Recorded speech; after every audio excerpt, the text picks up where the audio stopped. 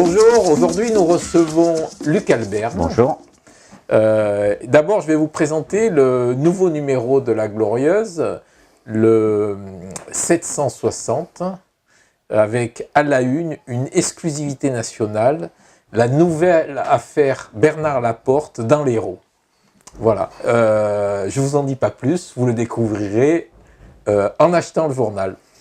D'autres dossiers, un dossier sur l'autodéfense, un business qui ne connaît pas la crise, un article sur les écoles, une école de la Pompignane où les exhibitionnistes rôdent. Vous avez été au courant? Pas du tout. Voilà, ben vous l'apprendrez dans le journal. Ensuite, on revient un petit peu sur Coralie Dubost. On l'aime bien, Coralie Dubost. Elle a parlé sur RMC. Du Libéria, nous on est revenu un petit peu sur les failles de son CV, enfin bon voilà, on fait pas mal d'articles cette semaine sur notre chère Coralie. Voilà, un article sur Latte et la police latoise, et enfin la brouille entre France Jamais et Monsieur Prato, rien ne va plus. Luc Alberne, rebonjour. Est-ce que vous pouvez vous présenter en quelques mots? Oui, donc je m'appelle Luc Alberne, je suis adjoint au maire en charge du cadre de vie de la voirie de Montpellier au quotidien.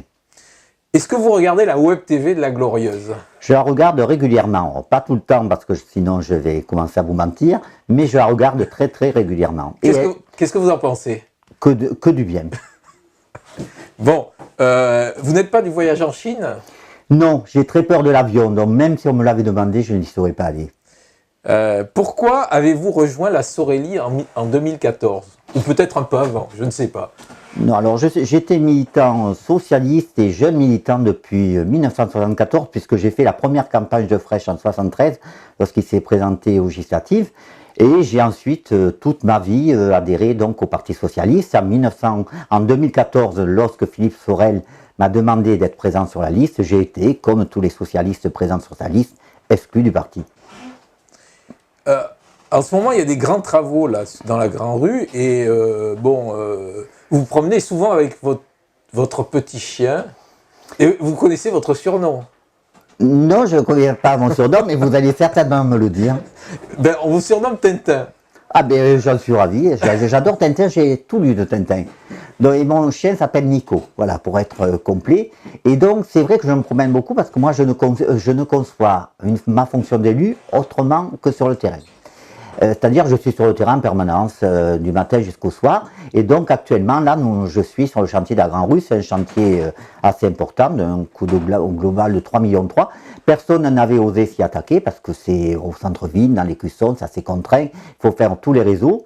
Donc voilà, Philippe Sorel a eu le courage de le faire et on s'y attaque. C'est pas trop dangereux de se promener avec un petit chien comme ça au milieu des travaux? Non, je ne le prends pas tout le temps, je le prends parfois le dimanche sur le chantier. Il a failli avoir un casque, mais non, on ne lui a pas donné. Non, mais je le prends que le dimanche. J'ai entendu dire aussi que vous avez fait bénir votre chien le jour de la Saint-Roch.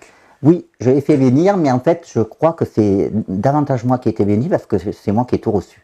D'accord. Mais je suis catholique, donc ça va. Vous êtes l'un des élus les plus actifs de Philippe Sorel sur les réseaux sociaux.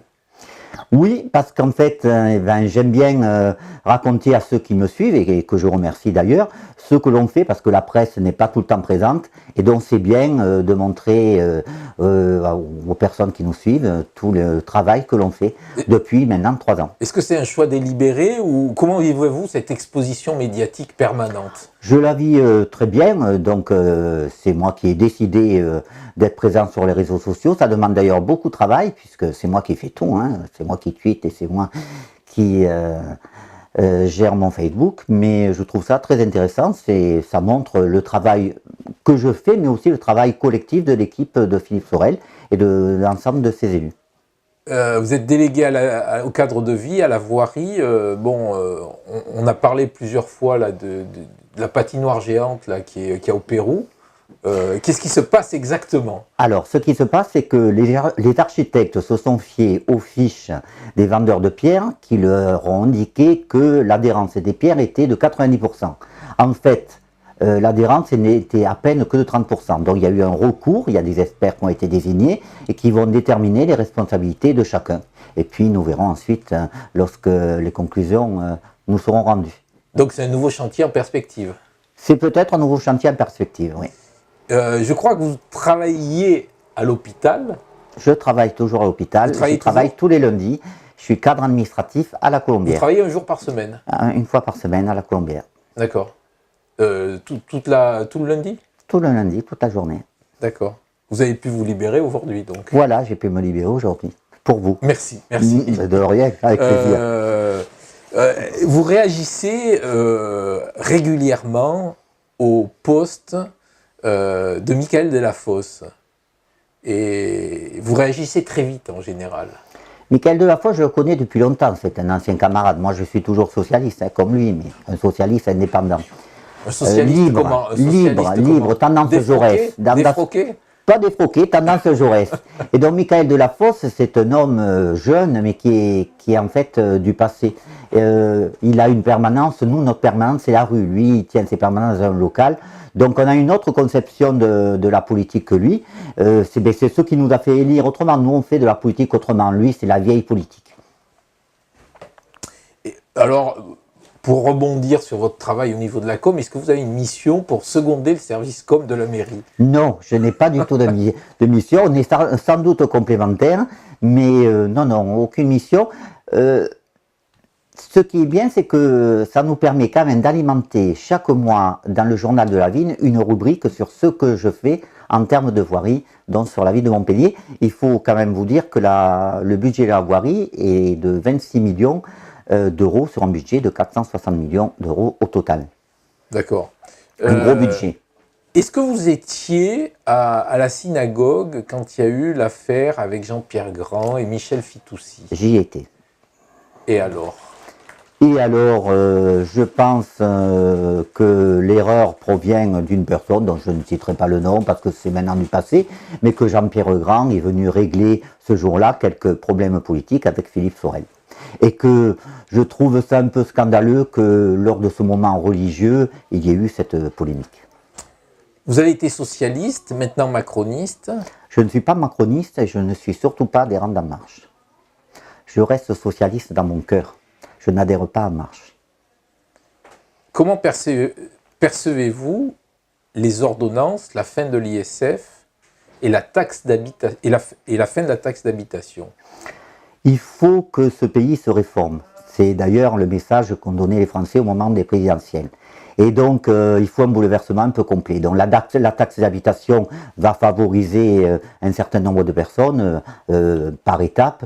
Ça sera compensé ensuite pour les communes, c'est ce qu'a dit le gouvernement. Donc, moi, je crois que parfois, oui, il faut parfois faire tomber la table. Et donc, ce pays qui est souvent irréformable, je crois que Macron veut réellement le réformer et il faut aller dans le sens de ces réformes. Parce que d'ailleurs, si Macron échoue, ensuite, on aura peut-être les extrêmes. Donc moi, je lui souhaite bon vent à ce gouvernement. À Montpellier, la voirie, c'est un peu un champ de mine. Alors, c'est un champ de mine... Attendez, je n'ai pas posé la question. Mais je la vois venir. Avez-vous les moyens de mener à bien tous vos projets? Oui. Vous voyez que je savais ce que vous alliez me demander. Je vous l'ai dit tout à l'heure, c'est un gros budget, 26 millions d'euros sur un budget de 460 millions.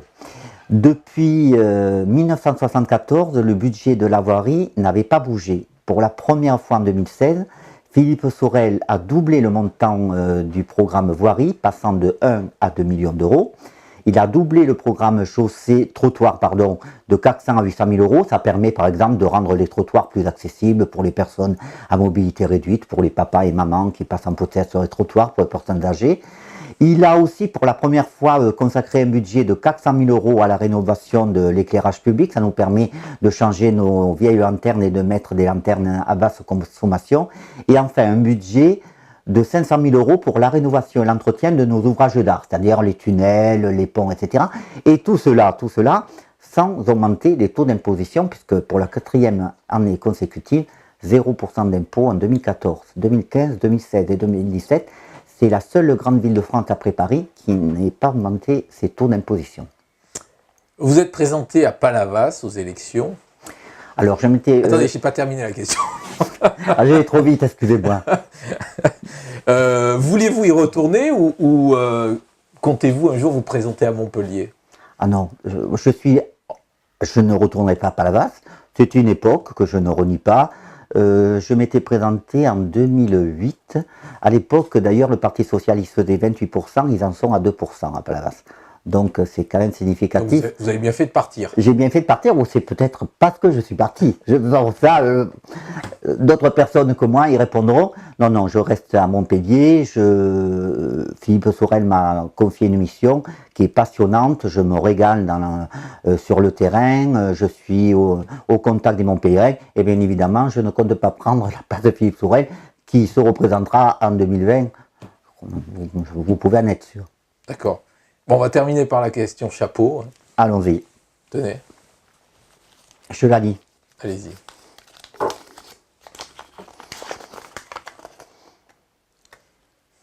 Les Navarros sont en marche. Un commentaire.